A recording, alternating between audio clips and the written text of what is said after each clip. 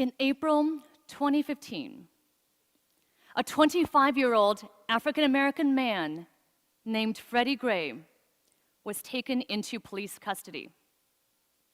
A week later, he died of his injuries, including a broken neck. The morning of April 27th was his funeral. That afternoon, that evening, the world saw Baltimore on fire. They saw our cars burn, our stores looted, our youth arrested. For days, for weeks, our television screens were filled with these images. But the cameras only captured snapshots of a crisis so complex that 9 months later, we can't even agree what to call it. Riots? The unrest? An uprising? As Baltimore's health commissioner, I watched another picture unfold from behind the scenes. Take Mrs. Mabel, a 62-year-old woman who has a history of heart attacks, had a heart attack last year and was out of her blood pressure medications. Her pharmacy was one of the dozen that was burned down or looted and closed, and she and 200 other people in her building didn't know where to get their medications filled. Or take Mr. Paul, a 55-year-old man. He's a diabetic who ran out of his insulin, and he thought that the best way to hold out until he could get his medications again was to stop eating. Anyway, there was hardly any food left in their house because, like 1 in 3 African Americans in Baltimore, Mr. Paul and his elderly mother lived in a food desert. Already faced with limited food options, they lost their only access to groceries when their corner store burned down. These are not the stories that graced the front pages of our newspapers. Yet the day after the unrest, this is what I heard. I heard about our residents, our fellow citizens in the city who were suffering and dying. There was no instruction manual, no guidebook for what to do. That was scary. What was infuriating was that there were plenty of people who questioned whether we had to do anything at all. Aren't there dozens of pharmacies and hundreds of stores in Baltimore? But how could I tell Mrs. Mabel, who is in a wheelchair and dependent on oxygen, to walk an extra 12 blocks to get her prescription medications? Or Mr. Paul and his mother to take 2 buses in order to get their milk and their cereal, their fruits and vegetables? These problems of inequality impact Baltimore every day. We see that the currency of inequality is years of life. These problems for me are personal. I didn't grow up in Baltimore, but I watched inequality scar my neighborhood in inner city Los Angeles. My parents and I were poor immigrants. We lived paycheck to paycheck and always worried about whether we could make rent that month. I watched inequality leave its mark on every single person that I knew, from my classmates who became the victims of gun violence, to our families who suffered from drug addiction, to our neighbors who died because of diseases of poverty. This is what I saw, and these experiences are why I went into medicine and why I became an ER doctor, because I never wanted to be the doctor who ever turned a patient away. But it's also in the ER that I saw how much we're practicing sick care, not health care. Studies show that while 97% of healthcare costs are spent on what happens in a hospital, only 10% of what determines how long a person lives depends on hospital care. Indeed, a child born in some neighborhoods in Baltimore will expect to have a 20-year lower life expectancy than a child born just a few miles away. If the currency of inequality is years of life, then the opposite of poverty is health. Now, I came to Baltimore committed to changing this reality, but despite my own background and years of medical practice, the going was hard at first. And I remember my first community meeting. I came in, I was new, I said that I was here to run the city's health department, and I wanted to hear the residents' concerns. And I thought that I could guess what they would say. They'd talk about heart disease, cancer, diabetes, right? Wrong. In conversation after conversation, the number one issue raised was rats. Rats! I don't know about you, but I don't know the last time that bubonic plague affected Patterson Park or Druid Heights. And what do you call a veterinarian who only knows how to treat one species of animal? A medical doctor. And so, what do I know about rats? And yet, rats is a pressing reminder that public health must be about meeting people where they are. Our city's health department started over 200 years ago after an outbreak of yellow fever swept through the city and killed thousands of our residents. And now we focus on other concerns, like the health of our children. There are more than 45,000 children in our city who live below the poverty line. And on any given day, there are thousands of homeless children. So we have a choice. On the first day of school, we can choose to turn away thousands of children because they don't have their immunizations, or we can choose to bring vaccines to schools. We can wait until the child with a tooth infection gets so sick that they have a fever, they end up in the ER with a raging tooth abscess. Or we can bring the dentist to the child. Going to where people are is our ethos. And this is what we did last April.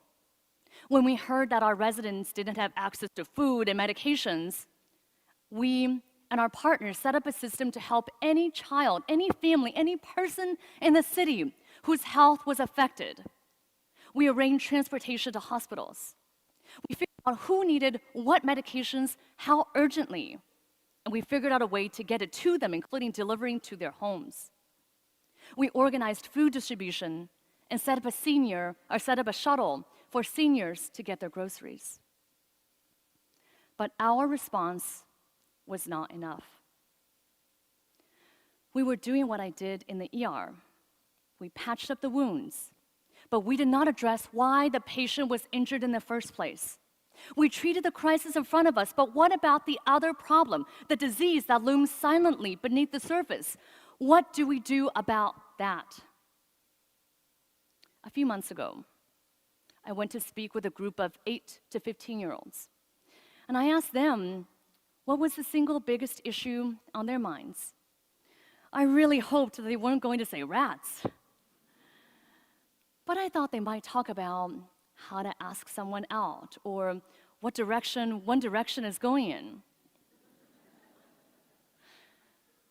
Or I thought they might talk about gonorrhea, smoking, or condoms, because after all, the nickname of the health department is the agency of bugs, drugs, and sex.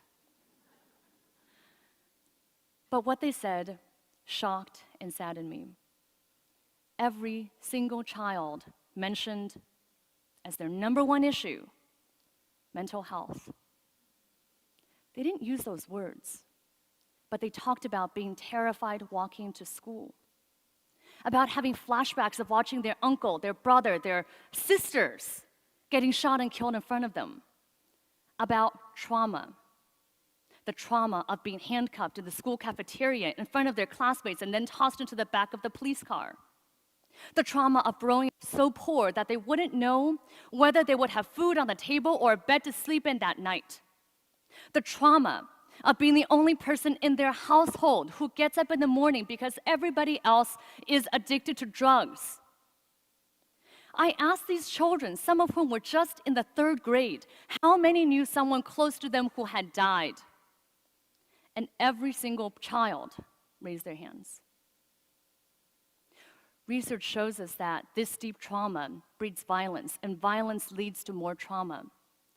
but public health can push back to interrupt that cycle and allow us to address poverty and discrimination.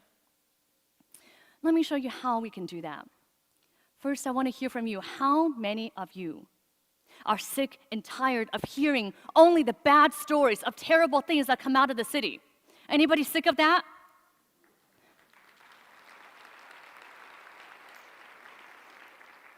Now, how many of you would rather come to events like TEDx Baltimore and hear the stories of hope and success and resilience, because we know these stories are out there in our city?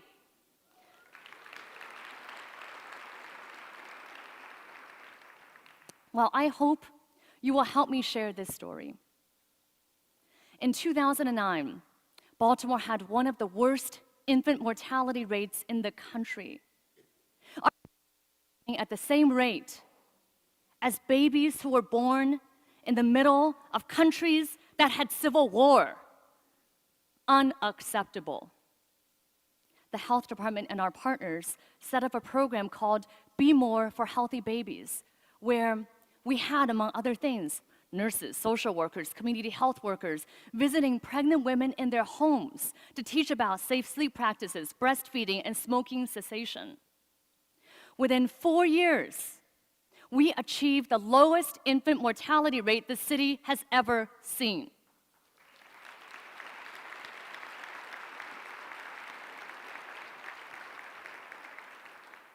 And the number of infants who died in their sleep reduced by half. Now, here's what I find to be even the most incredible part. Studies on home visiting, not only in Baltimore but across the country, show that it has effects far beyond the newborn period, with a child more likely to graduate from high school and less likely to be involved in violent activities as teens and adults. That is the power of public health. Treating now instead of incarcerating later. Reducing crime not by punishment, but by investing in our children's health.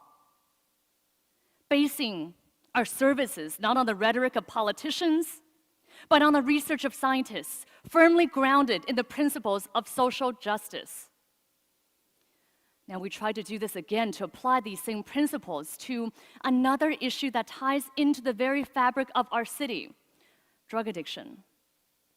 Now, it seems to be society's understanding that if you're wealthy and insured and have an addiction, you have a disease. You can check yourself into a medical clinic and get treatment. But if you're poor, uninsured, and have an addiction, you have a moral failing. If you end up in jail or you die, it's just too bad. This misconception is not based on science, but on stigma. And public health has to push back, change the conversation to that of saving lives. This is why last year we launched a citywide strategy where we focused on saving lives, on getting the antidote medication, naloxone, into the hands of every resident. I issued a blanket prescription to all 620,000 residents of Baltimore. And we started a 24/7 phone line to assist anyone who has addiction needs or questions about addiction, regardless of ability to pay. Now, within a few months, we have seen signs of hope. For example, we began training the police on using naloxone to save lives. Initially, there was pushback from some who may not have seen medical interventions as part of their job. But in the first month of the police carrying naloxone, 4 officers used it to save the lives of 4 citizens. I just attended a training where the officers were competing with each other about how they wanted to be the next person to save a life. I mean, what a remarkable change of mentality. Our police commissioner himself has said that the war on drugs won't. And in fact, he is our partner in a pilot program where an individual caught with drugs will be offered addiction treatment instead of incarceration.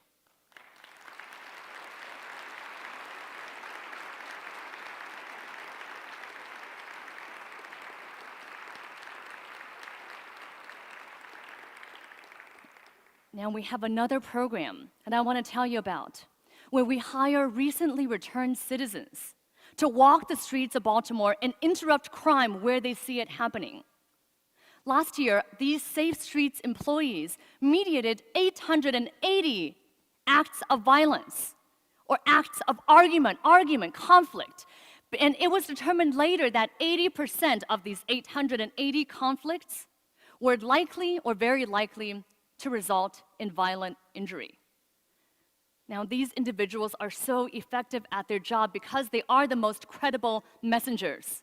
They have walked in the shoes of the people that they're serving. That's why they're so efficient. That's why they're so good at their jobs. And that is why it is our belief that our citizens are not problems to deal with. They are essential to every solution.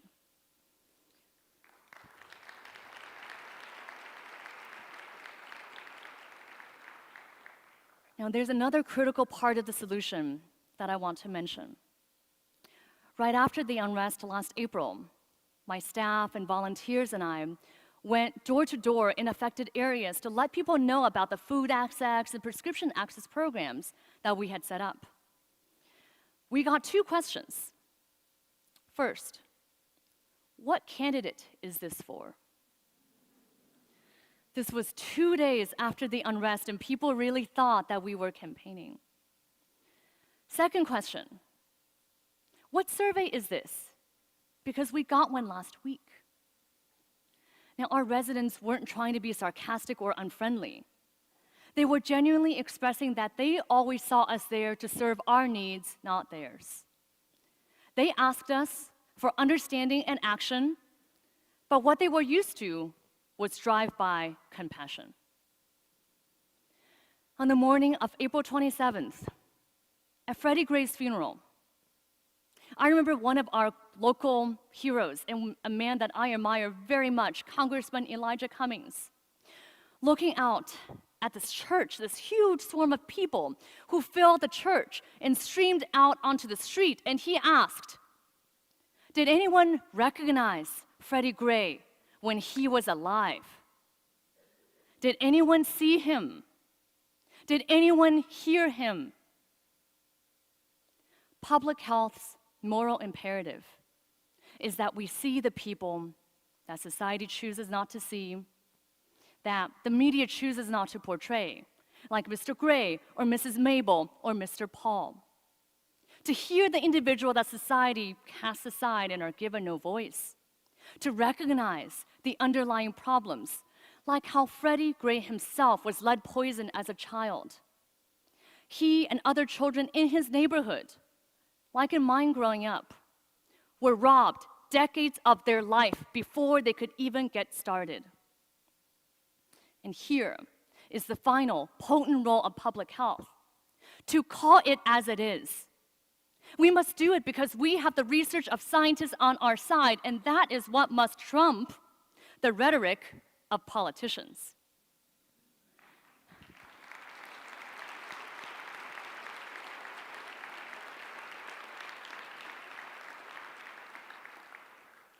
We must say the difficult things, that our policies of mass arrest and mass incarceration have not worked, and in fact have worsened poverty and discrimination.